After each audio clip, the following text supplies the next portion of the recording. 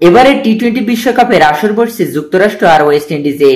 1 June ডালাসে যুক্তরাষ্ট্র কানাডার মধ্যকার ম্যাচ দিয়ে পর্দা উঠবে নবম বিশ্বকাপের।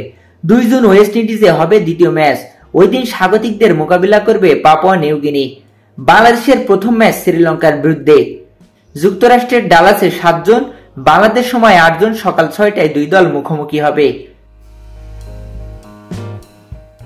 বিশ্বকাপে অংশগ্রহণের লক্ষ্যে মঙ্গলবার বাংলাদেশ দল ঘোষণা করেছে বিসিবি। আগের সিদ্ধান্ত অনুসারে নাজমুল হোসেন শান্ত বিশ্বকাপ দলের অধিনায়ক থাকলেও ব্যতিক্রম হলো সহ অধিনায়কের ক্ষেত্রে। ইনজুরিতে আক্রান্ত তাসকিন আহমেদ, যার বিশ্বকাপে খেলা নিয়ে অনিশ্চয়তা রয়েছে, তাকেই করা হয়েছে বাংলাদেশ দলের সহ অধিনায়ক। গাজী আশরাফ হোসেন লিপুর নির্বাচক কমিটি তাসকিন আহমেদকে অধিনায়ক নাজমুল হোসেনের ডেপুটি করে দল ঘোষণা করেছে। তাসকিনকে সহ অধিনায়ক করার একটা ব্যাখ্যাও দিয়েছেন প্রধান নির্বাচক গাজী আশরাফ। তিনি বলেছেন, তাসকিন আরেক প্রজন্মের উদীয়মান একজন খেলোয়াড়, আরেকটি বিভাগের নেতৃত্ব দিচ্ছে, দীর্ঘদিন ধরে জাতীয় দলে খেলছে বিভিন্ন সংস্করণে, সেজন্য তাকেই হয়তো প্রত্যাশিত প্রার্থী মনে হয়েছে। তাসকিন চোটের কারণে বিশ্বকাপের আগে যুক্তরাষ্ট্রের বিপক্ষে 3 ম্যাচের সিরিজে থাকছেন না।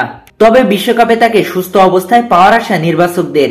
তারা বলছেন বিশ্বকাপ চলাকালীন সময়ে তাসকিন সুস্থ হয়ে উঠবেন। আপনারা জানেন যে এবারে নিয়ম হলো একজন চোটে থাকা ক্রিকেটারকেও দলে রেখে টুর্নামেন্টে ঢুকতে পারবেন, এবং উনি যদি ভালো হয়ে ওঠেন তাহলে ভালো, আর না হলে পরিবর্তন করা যাবে। তবে তাসকিন যুক্তরাষ্ট্রের বিপক্ষে সিরিজ খেলতে পারছে না। তাসকিন সুস্থ না হলে বিশ্বকাপ দলে ট্রাভেলিং রিজার্ভ হিসেবে সুযোগ পাওয়া হাসান মাহমুদের কপাল খুলে যাবে। যুক্তরাষ্ট্র সিরিজে তাকে খেলিয়ে দেখবে টিম ম্যানেজমেন্ট। পাশাপাশি তাসকিনের চিকিৎসা চলবে। বুধবার দিবাগত রাত 1টায় বাংলাদেশ দল যুক্তরাষ্ট্রে উড়াল দিবে।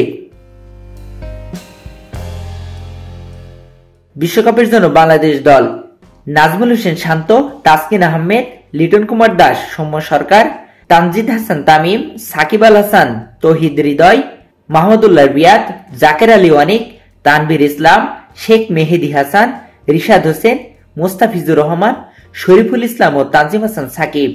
রিজার্ভে রয়েছেন আফিফ হোসেন ধ্রুব ও হাসান মাহমুদ।